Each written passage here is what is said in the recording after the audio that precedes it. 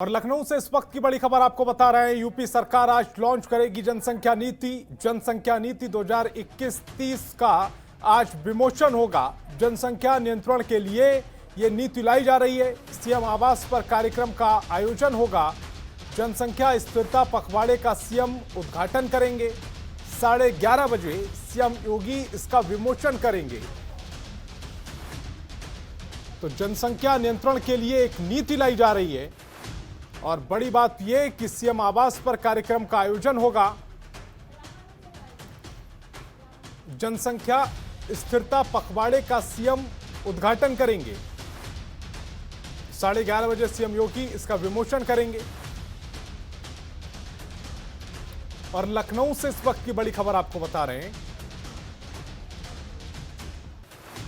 UP सरकार आज जनसंख्या नीति 2021 लॉन्च करने जा रही है। जनसंख्या नीति 2021-30 का आज विमोचन होगा। मुख्यमंत्री योगी आदित्यनाथ इसका विमोचन करेंगे। जनसंख्या नियंत्रण के लिए यह नीति लाई जा रही है, जिसका विमोचन मुख्यमंत्री योगी आदित्यनाथ को करना है। सीएम आवास पर कार्यक्रम का आयोजन होगा और जनसंख्या स्थिरता पखवाड़े का सीएम उद्घाटन करेंगे।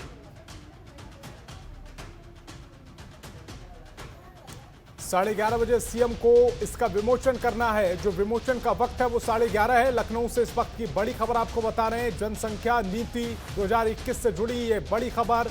यूपी सरकार आज जनसंख्या नीति 2021 लॉन्च करेगी।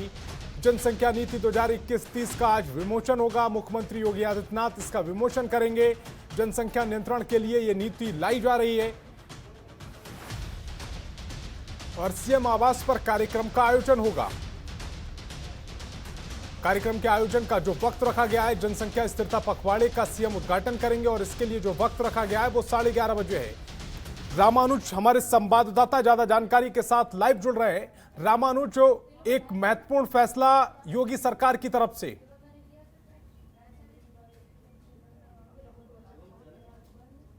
संतोष, अगर बात की जाए तो मुख्यमंत्री योगी आदित्यनाथ लगातार जिस तरीके से कार्य कर रहे हैं उससे कहीं ना कहीं उत्तर प्रदेश के एक भविष्य को निर्धारित कर रहे हैं कि जिस तरीके से जनसंख्या नीति तय की जा रही है, जनसंख्या नीति से जो जनता से पूछा जा रहा है कि आखिर इसमें क्या बदलाव हो सकते हैं इस नीति के अंदर, इसको लेकर एक बड़ा कदम उठा रहे हैं मुख्यमंत्री योगी आदित्यनाथ। और आज इसकी एक पखवाड़ा है, उसकी शुरुआत करने जा रहे हैं जनसंख्या विश्व जनसंख्या दिवस के दिन। और इसमें ही सबसे बड़ी बात यह है कि संतोष, लगातार जो है पूरे देश में, पूरे प्रदेश में जो जनसंख्या का विस्फोट हुआ है उसको कम करने के लिए एक कवायद है। और इतना ही नहीं, अगर जनसंख्या नीति लागू हो जाती है, जनसंख्या नीति पर अगर लोग सहमति जता देते हैं तो जाहिर सी बात है कि आने वाले भविष्य में एक बड़ा फायदा होगा उत्तर प्रदेश की जनता को, क्योंकि 24 करोड़ की जनता जो है वो लगातार पॉपुलेशन बढ़ती जा रही है और इस पॉपुलेशन बढ़ने को कहीं ना कहीं कंट्रोल करना पड़ेगा, जिसके चलते जो है इसको नीति को लागू किए जाने की बात चल रही है। और इसमें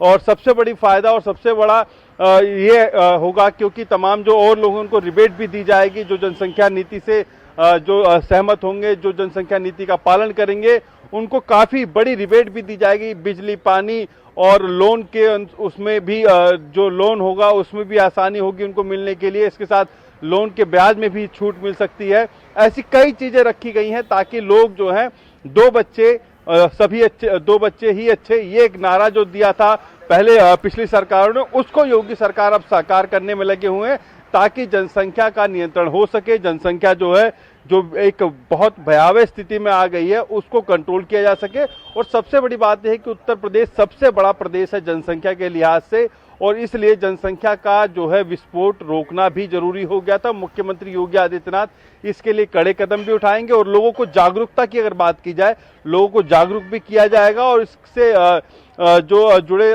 सामान है, जो वस्तुएं हैं, जिससे कि जो है जनसंख्या वृद्धि, जनसंख्या को कमी करने में फायदा होगा, उनके ऊपर भी कहीं ना कहीं छूट मिलेगी। उनको भी कहीं ना कहीं सहूलियत के तौर पर मुफ्त बांटा जा सकता है, चाहे गर्भनिरोधक गोलियां हो, चाहे और भी जो यूज होते हैं सामान उनको। तो जाहिर सी बात है उत्तर प्रदेश के अंदर अब 24 करोड़ की जनसंख्या को जो है कम करने के लिए, या यूँ कहें कि जो आबादी तेजी से बढ़ रही थी उसको रोकने के लिए, उसको कम करने के लिए ये एक नीति बनाई जा रही है और इस नीति से कहीं ना कहीं फायदा। और उसकी आज शुरुआत मुख्यमंत्री योगी आदित्यनाथ 5 कालिदास अपने आवास से करेंगे 11:30 बजे। तो एक जनसंख्या जो अगर नीति लागू होती है, जनसंख्या विस्फोटक जनसंख्या जो हो रही है पूरे प्रदेश, उससे कहीं ना कहीं आम जनता ही नुकसान में है।